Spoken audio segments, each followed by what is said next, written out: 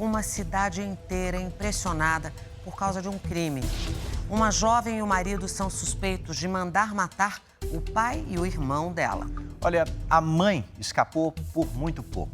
Para a polícia, não há dúvidas. Esse casal estava de olho na herança da família. Pai e filho amarrados na cozinha, vítimas de uma trama terrível. Ninguém consegue acreditar no que aconteceu, né? Uma família morta por causa de herança. Esta jovem bonita seria capaz de encomendar a morte dos próprios pais? Ela não tinha uma vida harmônica com a família. Por quê? E qual o motivo de tanta maldade? Essas perguntas atormentam os moradores de Votuporanga, cidade de 100 mil habitantes, a 519 quilômetros de São Paulo, desde que o empresário Vladimir Baggio, de 56 anos, e o filho Vitor, de 22 anos, foram mortos a tiros no sítio da família. No começo, a polícia tratou o caso como latrocínio, roubo seguido de morte, já que os criminosos levaram joias e dinheiro da casa. Graças a uma denúncia anônima, os policiais prenderam os dois homens no dia seguinte. Com eles foram encontrados os valores roubados e a arma do crime. Porque uma testemunha protegida nos autos, ela informou que havia participação de um advogado nessa cidade. Mas assim que a investigação evoluiu, surgiram indícios de uma trama assustadora. Uma execução, em que os mandantes seriam Viviane Mori, 27 anos, filha do empresário, e o marido dela, o advogado Carlos Alberto Ramos. Os dois foram presos em casa 10 dias depois do crime. Devido à prisão dos executores, um deles veio a confessar a prática do latrocínio e apontou imediatamente aí a participação dos mandantes. Segundo a polícia, a mãe de Viviane seria a terceira vítima da execução. Por sorte, um dia antes do ataque, ela viajou para visitar parentes em Mato Grosso. O plano era para executar os três da família, porque aí a Viviane seria a herdeira principal. O crime começou a ser planejado aqui, no escritório de advocacia criminal do marido de Viviane. Ele tinha contato frequente com criminosos e ofereceu para um deles R$30 mil para matar o sogro, a sogra e o cunhado. Segundo a investigação, o homem contratado por Carlos, marido de Viviane, para fazer o serviço foi Gustavo de Oliveira, de 29 anos. Ele já tinha passagens por furto e tráfico de drogas. Gustavo procurou Carlos para resolver problemas com a justiça e, durante a conversa, recebeu a oferta para executar os parentes. Depois disso, Carlos e Gustavo passaram a trocar mensagens pelo celular. Nós tivemos acesso com exclusividade a áudios que revelam detalhes de como tudo foi planejado. Em uma das conversas, Gustavo convida o comparsa Luiz Henrique dos Santos para participar do crime. Ele explica como é o local. Fazenda, sabe? Só mora velho e o moleque. Catar um moleque de noite e descer com o moleque pra baixo e grudar os três. Em outro trecho, deixa claro que quem passou as informações era da família. A pessoa que deu a fita é da família.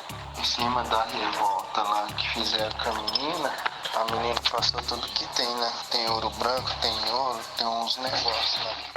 Essas imagens também são exclusivas e mostram um encontro entre Carlos, Viviane e Gustavo. Elas foram registradas pelo circuito de segurança de uma loja de conveniência. Mostram o passo a passo da negociação. Segunda-feira, 8 de maio.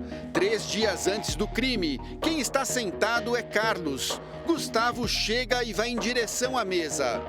Esta outra imagem registra a chegada de Viviane. Ela carrega um capacete de moto. Carlos se levanta e beija a esposa. Os dois conversam e se afastam da mesa por alguns minutos. Já nesta outra imagem, ela aparece sentada com o grupo. Segundo a polícia, foi nesse dia que Carlos e Viviane acertaram os detalhes da execução. Um dia antes do crime, uma coincidência macabra. Gustavo foi conhecer o sítio pessoalmente e acabou flagrado pelo pai de Viviane. Sem saber que estava marcado para morrer, ele tirou uma foto e enviou num grupo de segurança do bairro. Ele faz um alerta e avisa que o rapaz andava rondando a propriedade. Diz ainda que já tinha acionado a polícia. Aí houve a ronda policial naquele dia, efetuada, salvo engano, pela Polícia Ambiental, só que não houve a localização dele no momento. É algo que teria evitado uma tragédia. De acordo com a polícia, o plano era invadir a casa à noite. Assim, os criminosos encontrariam os 3 moradores ao mesmo tempo. Vitor, o caçula da família, era dono de uma tabacaria na cidade e sempre o último a chegar.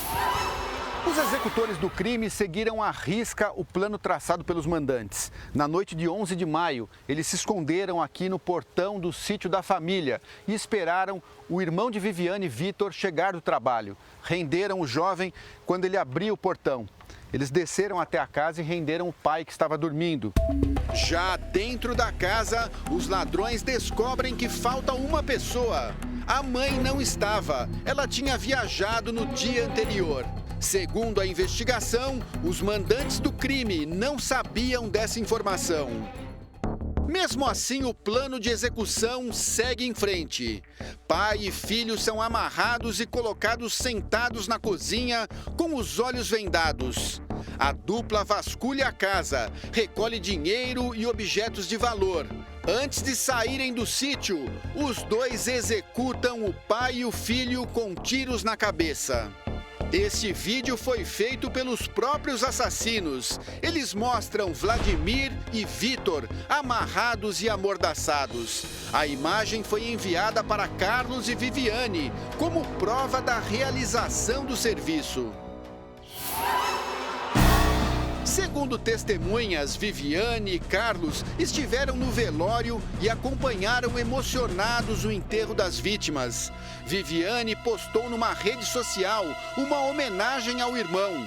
Sua jornada, infelizmente, veio ao fim.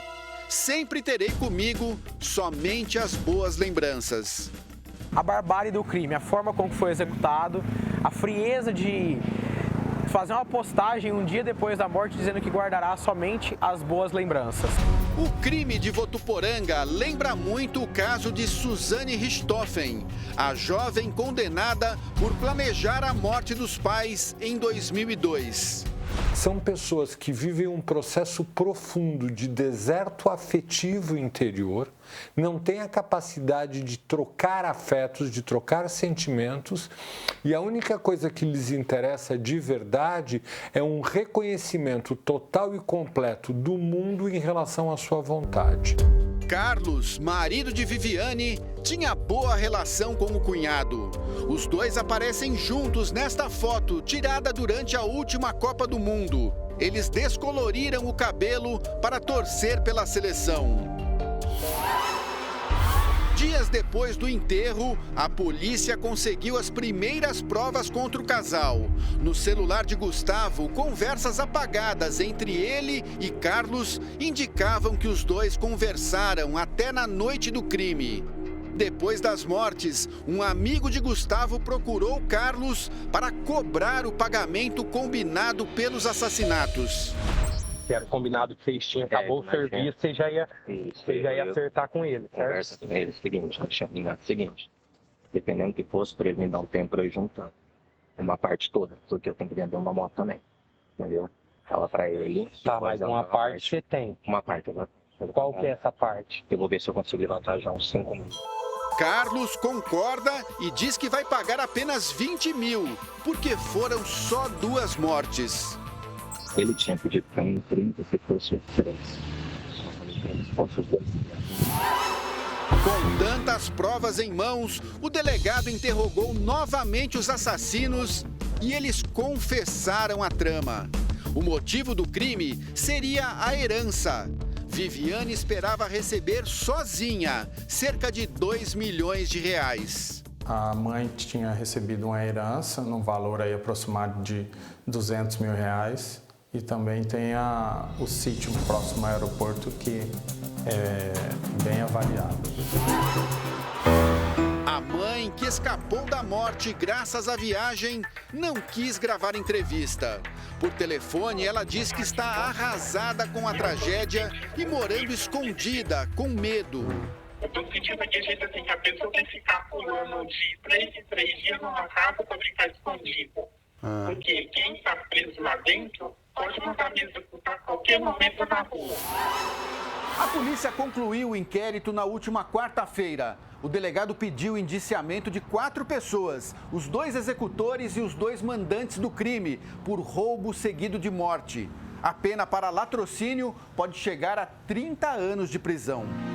Por meio de nota, a defesa de Gustavo de Oliveira alega que o cliente, por estar endividado, aceitou a proposta do advogado. Já a defesa do casal, Carlos e Viviane, diz que os fatos serão esclarecidos no processo judicial. Para quem conviveu com a família, ficam as lembranças e a saudade. Fica faltando uma parte da gente, falta um irmão que estava sempre com a gente, falta um amigo, falta um braço, falta um apoio.